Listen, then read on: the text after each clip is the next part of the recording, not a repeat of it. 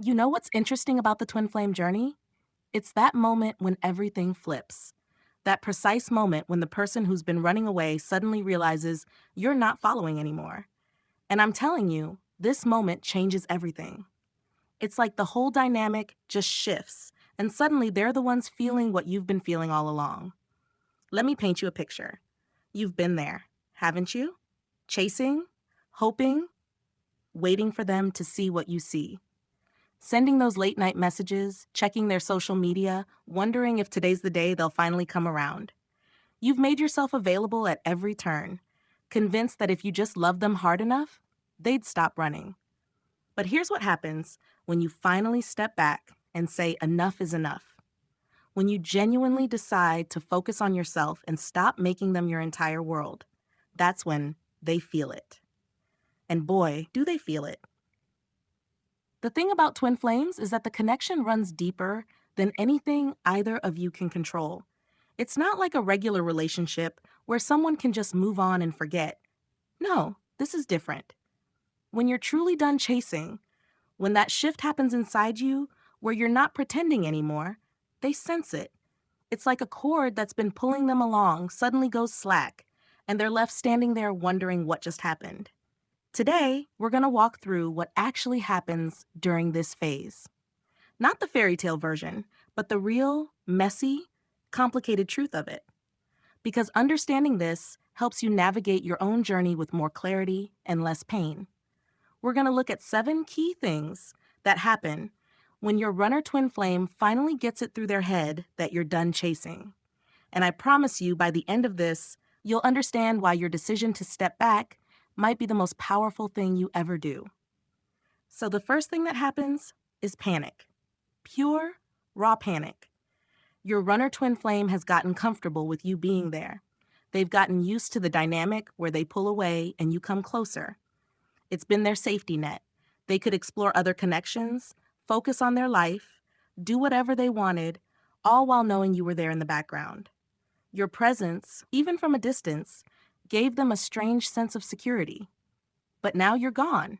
Not physically, maybe, but energetically, you've withdrawn. And they feel it instantly.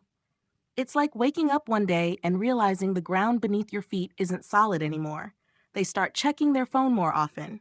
They wonder why you haven't reached out. They might even check your social media to see what you're up to. The silence from your end becomes deafening to them. Here's the thing about this panic. It's not because they suddenly love you more or realized your worth. Not yet, anyway. Initially, it's about loss of control. They've been the one calling the shots, the one deciding when to engage and when to retreat. Now you've taken that power back, and it scares them. They're forced to sit with feelings they've been running from, and there's no distraction of your attention to help them avoid it anymore. During this phase, you might notice some weird behavior from them. They might suddenly like an old photo of yours. They might show up at places they know you'll be. Some runners even reach out with random messages that seem to come out of nowhere. But here's what you need to understand. This isn't the breakthrough moment. This is them testing the waters, trying to see if you're still available, if they can still pull you back into the old pattern. Stay strong here. This panic phase is necessary for their growth, and if you cave now, you're just resetting the clock back to zero. After the panic settles a bit, regret starts seeping in. This is where things get real for them. They start replaying moments in their mind. All those times you were there for them. All those conversations where you poured your heart out, the way you looked at them, the effort you made. It all comes flooding back, but now it hits different because they're viewing it through the lens of potential loss. Regret is a heavy feeling. It sits in your chest and makes everything feel gray. Your runner twin flame starts thinking about the what ifs. What if you were the one and they messed it up? What if they never find this kind of connection again? What if you move on with someone else? These thoughts torture them in ways they didn't think possible. They might start talking to friends or family about you. People in their life who never heard much about you before are suddenly hearing your name. They're trying to process what they're feeling, trying to make sense of why your absence affects them so deeply. Some runners even go through old messages, reading them over and over, trying to find clues about when things changed, when you decided to let go. The tricky part about this stage is that regret doesn't automatically lead to right action. Some runners get stuck here. They feel bad about how they treated you, but they're still too scared to do anything about it. They're still battling their own fears and insecurities. They might want to reach out, but convince themselves it's too late, that they don't deserve another chance. This is their internal battle to fight, not yours to fix. This is where the shift gets really interesting. When you stop chasing, when you remove yourself from the equation, something magical happens. They start seeing you for who you actually are, not who they've projected you to be. All those defenses they had up, all those reasons they convinced themselves the relationship wouldn't work, they start crumbling. During the running phase, they often distort reality. They focus on your flaws, blow small issues out of proportion, convince themselves you're too needy or too intense. It's a defense mechanism that helps them justify their running.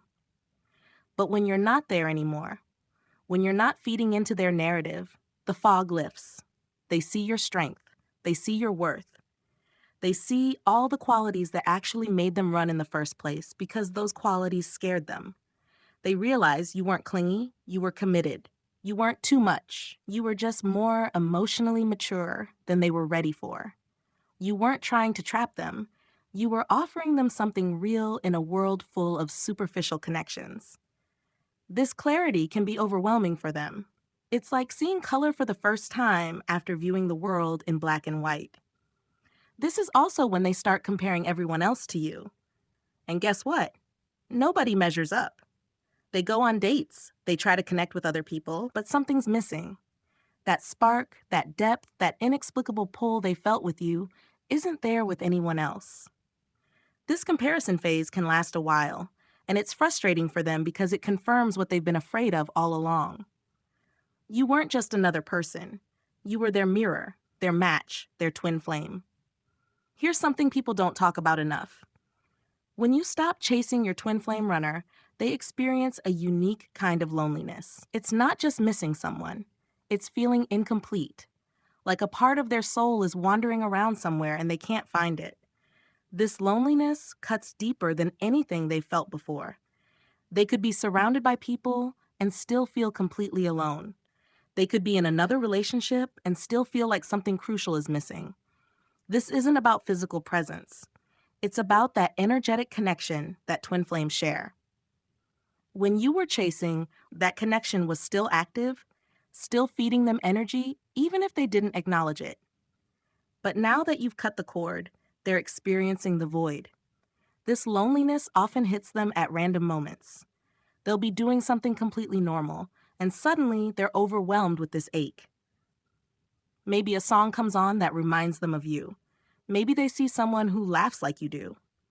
Maybe they're just lying in bed at night, and the weight of your absence becomes too heavy to ignore. These moments break them down bit by bit. What's important to understand is that this loneliness serves a purpose. It's forcing them to confront what they've been running from. It's making them sit with discomfort instead of constantly fleeing from it. It's teaching them that connection isn't something to fear, that vulnerability isn't weakness. This is their dark night of the soul. And as hard as it is to watch from the outside, they need to go through it. Now we're getting to the good stuff. This is where real transformation starts happening. When the runner twin flame finally understands you're done chasing, they're forced to look inward. They can't project onto you anymore. They can't blame the relationship dynamics. They have to face themselves, and that's terrifying but necessary. They start asking themselves hard questions. Why did I run? What am I afraid of? Why do I sabotage good things? What patterns keep showing up in my life? These aren't comfortable questions, but they're essential for growth. Many runners end up in therapy during this phase. Others dive into self-help books, meditation, or spiritual practices. Some just spend a lot of time alone, thinking and processing. This inner work phase looks different for everyone. Some runners realize they have attachment issues stemming from childhood. Others discover they've been living their life based on other people's expectations rather than their own truth. Some confront trauma they've been suppressing for years.